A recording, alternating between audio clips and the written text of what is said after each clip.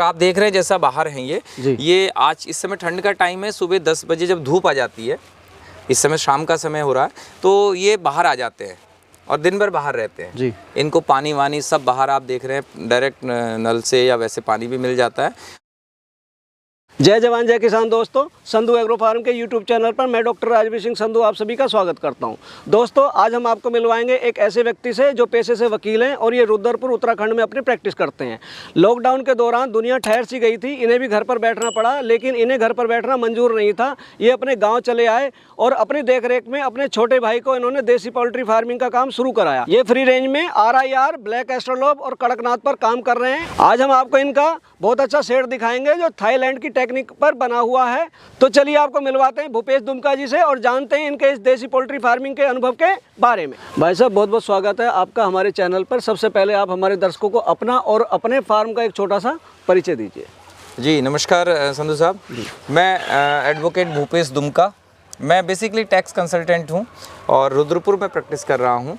इस समय आप खड़े हैं हमारे फार्म पे जो रुद्रपुर से 25 किलोमीटर की दूरी पर है और ये जगह है तहसील लालकुआ, जिला नैनीताल में, हल्दूचौड़ नाम की। सर, आप वकील हैं जी और प्रैक्टिस करते हैं, किस चीज़ की प्रैक्टिस है आपकी? मैं टैक्स कंसल्टेंट हूँ, टैक्स मैटर देखता हूँ कंपनीज़ के।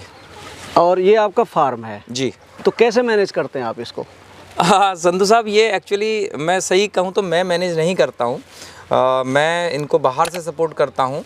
ये हमारा खेती भी है यहाँ पर, तो छोटा भाई ये सारे काम देखता है यहाँ पर, ये उन्हीं की ड्यूटी है। और लेकिन मार्केटिंग है या आउटसोर्स से जो भी मदद होती है हम लोग करते हैं वो। मतलब आपने ये काम भाई के लिए कर? बिल्कुल। ये कोरोना में एक ऐसा दौर आया था जब हम लोग शहर छोड़ के फार्म पे रहने आए 2-3 महीने के लिए, तो उस दौरान आप समझ रहे हैं कि आप भी डेली काम पे रहते हैं, एक दिन भी भारी लगता है कि अब क्या करें जी। तो उस समय माइंड में ये आया कि कुछ यहाँ एक्स्ट्रा करना चाहिए, तो ये शेड मैंने तभी बनवाया था यहाँ पर रह के जी। तो उस समय तो मेरा शौक था, क्योंकि मार्च जब बंद हुआ था 23 तारीख को, तो आप समझिए फरवरी में ही हम लोग लौटे थे थाईलैंड से। तो वहाँ मैंने एक गाँव विजिट किया था, तो वहाँ पर मैंने जो पोल्ट्री फार्म देखे थे वो बांस के बने हुए थे जी, बांस की लकड़ियों के। तो मुझे किसी ने बताया कि अगर आपको बड़ा फार्म देखना है तो फलानी जगह आप जाएं। तो वहाँ मैं गया तो कुछ महिलाएं इसको संचालित कर रही थी, तो ये शेड वहाँ बना हुआ था।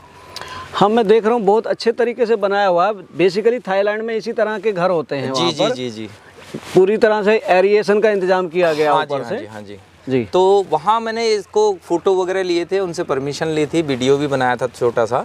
तो मेरे दिमाग में ये था कि हमारे यहाँ एक्चुअली यहाँ एक्सट्रीम गर्मी और ठंड होती है, तो उससे बचने के लिए ये बेटर है। तो इसमें ना हमें बिजली की कोई ज़रूरत होती है, ना हमारे यहाँ पंखे चलते हैं और ना हीटर चलते हैं। आप अंदर जाके देखेंगे दोनों मौसम में नेचुरल जो आप खुला वातावरण देख रहे हैं इसी से मेंटेन होता है। हाँ, पर्दे ज़रूर हम इस समय ठंड में लगाते हैं जैसा आप देख रहे हैं जी।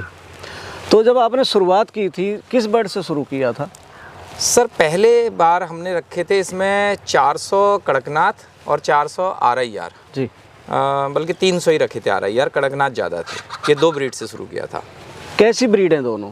मैं ये कहूँगा कि एक्चुअली नॉर्थ के लिए ना, नॉर्थ इंडिया में बल्कि हम लोग जिस फील्ड क्षेत्र में रह रहे हैं यहाँ पर आप RIR, ब्लैक एस्ट्रोलैब और ये कड़कनाथ तीनों ही यहाँ अच्छी ब्रीड है।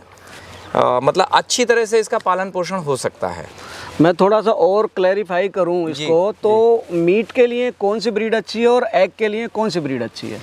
देखिए, एग के लिए तो RIR हमारा जो एक्सपीरियंस है वो नंबर 1 है जी। जो नंबर ऑफ़ एग्स हैं जो ज़्यादा आते हैं और क्वालिटी वाइज भी, और मेरे ख्याल से जो ब्लैक एस्ट्रोलैब है ये शायद 2nd नंबर पर होगी या लगभग बराबर भी हो सकती हैं जी। तो ये दोनों ही जो है मुर्गियाँ अंडों के लिए और इनके जो मुर्गे हैं वो चिकन के लिए बहुत डिमांड इसकी रहती है। मतलब ये दोनों ब्रीड नंबर 1 और नंबर 2 बिल्कुल आप मान सकते हैं। और ये भी मेरे कुछ आपके चैनल पे इतने लोग देख रहे हैं, तो कई मेरे भाई लोग इसमें देख रहे होंगे, उनको हो सकता है वो ब्लैक वाला उनके यहाँ नंबर 1 हो। तो क्वालिटी में भी ज़्यादा फ़र्क नहीं है। एक ऑस्ट्रेलिया की देसी ब्रीड है, एक अमेरिका की देसी ब्रीड है। इंडिया में ये कई साल पहले आ गई थी, अब इंडियन देसी ब्रीड हो गई है ये। अब बात करते हैं आपके फार्म की जी। कितने एरिया में फार्म बना हुआ है आपका ये? सर, मेरे पास 6 एकड़ जगह है। और शेड एरिया क्या है आपका? शेड एरिया सर, ये अगर सिर्फ जो पोल्ट्री के लिए है वो है 30 बाई 60, वो 100, 30 × 100 और 30 × 15 ये आपका ऑफिस है। अच्छा जी। तो आपने चौड़ाई इसलिए रखी क्योंकि एरिएशन का तो आपने इंतजाम किया हुआ है। अमूमन बेसिकली क्या है, लोग 20 फुट चौड़ा रखते हैं फार्म, पर आपने 30 फुट बनाया क्योंकि आपको एक भरोसा था कि मैंने ऊपर वेंटिलेशन का प्रॉपर इंतजाम किया हुआ है। हाँ सर, पोल्ट्री का जो टेक्निकल जो ग्राउंड है उसमें ये कहते हैं कि 30 यार्ड जो है ना वो मैक्सिमम है जी। 30 से आप ज़्यादा जाएंगे तो दिक्कत होगी। 30 फुट यार्ड ज़्यादा हो 30 जाएगा। फुट जी सॉरी 30 फुट से अगर आप ज़्यादा जाएंगे तो दिक्कत होगी। जी। तो हमने मैक्सिमम साइड इसलिए लिया क्योंकि जैसे आप देख रहे हैं अभी 115 फीट हमने इसको लिया है। जी। मैं इसको चाहूँ तो 200 फीट भी ले जा हाँ सकता हूँ। जी। तो मेरे पास इतनी जगह है इसलिए मैंने 30 फीट मैक्सिमम साइड में गया हूँ। जी। अगर आप 25 रखते हैं, जगह कम है तो ज़्यादा बढ़िया है। जी। अब बात करते हैं फीड की। जी फीड में क्या देते हैं आप इनको? सर, फीड में मैं सिर्फ और सिर्फ गोदरेज ही दे रहा हूँ इनको। अच्छा। और आप देख रहे हैं जैसा बाहर हैं जी। ये आज इस समय ठंड का टाइम है, सुबह 10 बजे जब धूप आ जाती है, इस समय शाम का समय हो रहा है, तो ये बाहर आ जाते हैं और दिन भर बाहर रहते हैं। जी। इनको पानी वानी सब बाहर आप देख रहे हैं, डायरेक्ट नल से या वैसे पानी भी मिल जाता है। और जब ये शाम को अंदर होते हैं, अब इनका अंदर होने का समय हो रहा है, तो उसके बाद इनको हम लोग गोदरेज का लेयर फीड देते हैं क्योंकि जो मुर्गियाँ अंडे देने वाली। मैं देख रहा हूँ शाइनिंग बहुत अच्छी है बर्ड पे। ये कहीं ना कहीं ये भी है कि दिन भर धूप में रहती हैं और खुला अपनी मर्जी का चरती हैं ये बाहर। जी, इसकी एकमात्र वजह डॉक्टर साहब यही होगी कि ये नेचुरल वातावरण में है। जी। शेड के अंदर सर ये सिर्फ रात को ही जाती हैं, आजकल थोड़ा ज़्यादा रहती है क्योंकि ठंड है। पीछे कई लोगों ने फीड की कमी झेली जी। और बहुत सारे मैंने हरियाणा में देखे बंद होते हुए जी। फीड की किल्लत की वजह से। ये देसी फार्म या ब्रायलर रहे अच्छा, या ब्रॉयलर, फीड सोया महंगा था हाँ जी, हाँ जैसे जी, जी। उस वजह से, तो कोई अगर फार्मर छोटे लेवल पे काम कर रहा है जी। और उसको ये किल्लत आती है तो कैसे मैनेज करे वो उसको? डॉक्टर साहब देखिए, अगर कोई भी फार्मर देसी पोल्ट्री को ना अपनी आजीविका का साधन बना रहा है तो सबसे पहले मैं अपने छोटे से एक्सपीरियंस से ये कहूँगा कि भाई अगर आप उसे पूरा 100% टाइम दे पा रहे हैं तो आप पोल्ट्री को अपना आजीविका का साधन बनाना, हमारी तरह शौक के लिए मत बनाना। ये शौक नहीं है, इसके पीछे भी एक फैमिली पूरा टाइम देती है। जी। दूसरी बात आपने पूछी फीड की। अगर फीड के दाम पिछले 1 साल में लगातार बढ़े हैं तो मैं आपको एक बात बता दूं कि जो हमारे पास फीड आता है ना, इसका लेयर फीड अलग आता है, आपने देखा होगा, ग्रोवर अलग आता है, ठीक है। तो जो छोटे बच्चे होते हैं उसके लिए प्री स्टार्टर आता है, फिर स्टार्टर आता है। तो अगर आप इनमें कंपैरिजन करेंगे तो बहुत वेरिएशन है रेट में। अच्छा। अलग अलग लोकल ब्रांड बने हुए हैं लोगों के, लेकिन हमने बहुत ज़्यादा जब इसमें खोजबीन की तो मैंने तो गोदरेज पे ट्रस्ट किया और गोदरेज के रेट आप जहाँ भी इस चैनल को देख रहे हैं, संधू एग्रो फार्म को, आप देखिएगा कि आपको बहुत राहत मिलेगी और क्वालिटी में मुझे लगता है कि बेहतर इससे कुछ नहीं मिलेगा।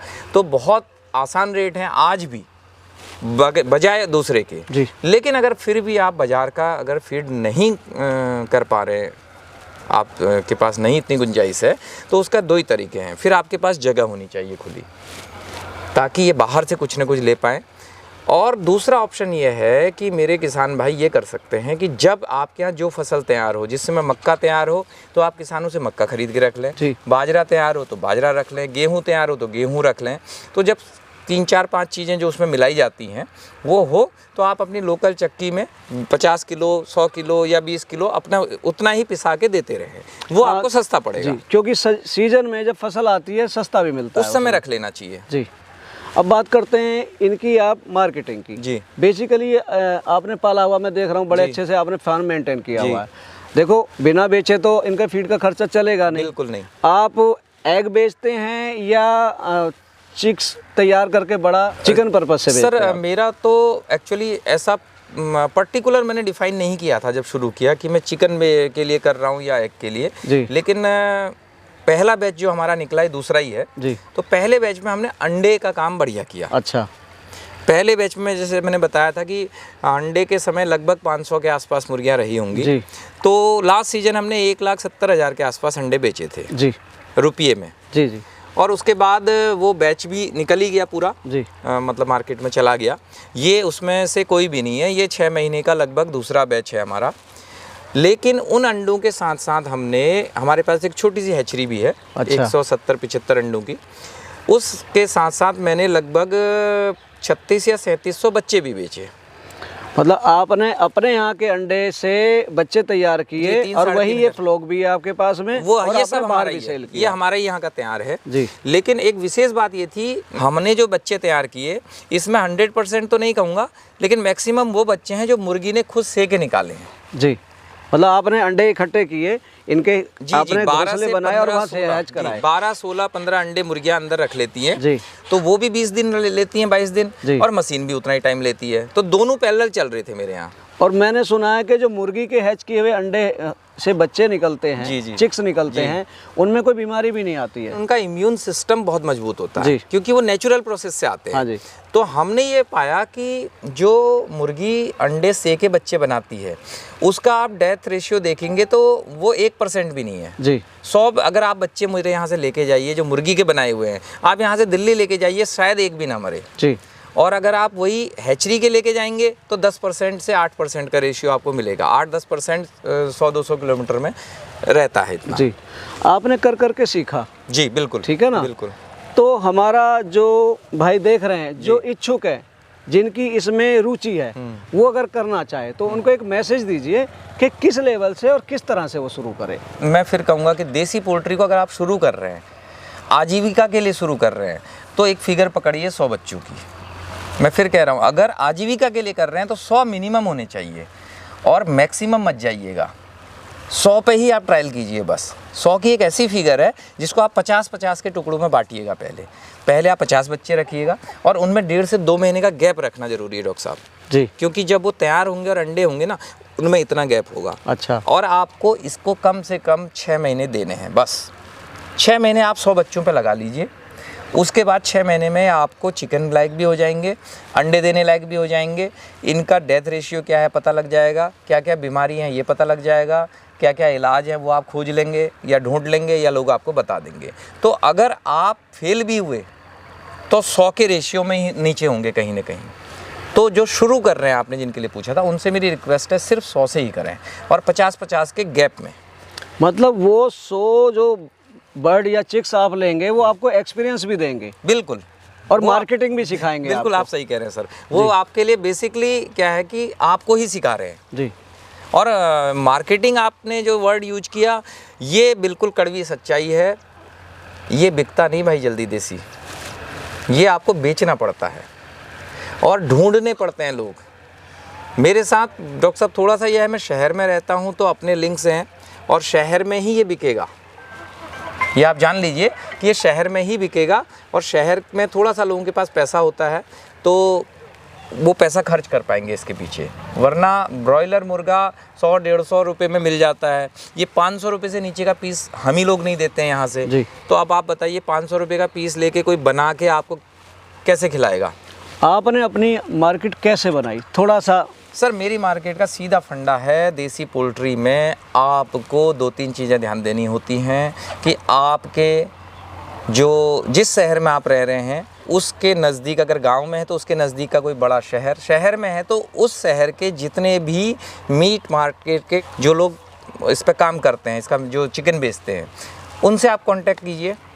अपने जो मॉल हैं आपके यहाँ, उन मॉल में आपको थोड़ी सी जगह कहीं से रिक्वेस्ट पे लेनी है जहाँ आप अंडे अपने रखवा सकते हैं, या अगर वहाँ पर चिकन सेल हो रहा है तो मॉल में एक ऐसी जेंट्री आती है जो पैसा खर्च कर सकती है।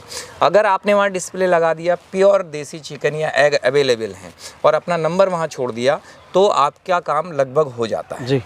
और अदरवाइज़ मैं फिर कहूँगा सोशल मीडिया का ज़माना है, इससे बढ़िया कोई प्रचार माध्यम नहीं है। डेली अपने व्हाट्सएप पे आप अपने फार्म की फ़ोटो अपडेट करें। अंडे मिल रहे हैं तो अंडे की कीजिए, चिकन है तो चिकन की कीजिए, जो भी आप काम कर रहे हैं। क्योंकि एक दिन कोई देख के आपको इग्नोर कर सकता है, लेकिन डेली आपको देख रहा है कि आपके यहाँ चिकन चल रहा है तो कभी भी जब भी उसे ज़रूरत पड़ेगी उसको आपकी याद आएगी और आपको कॉल करेगा।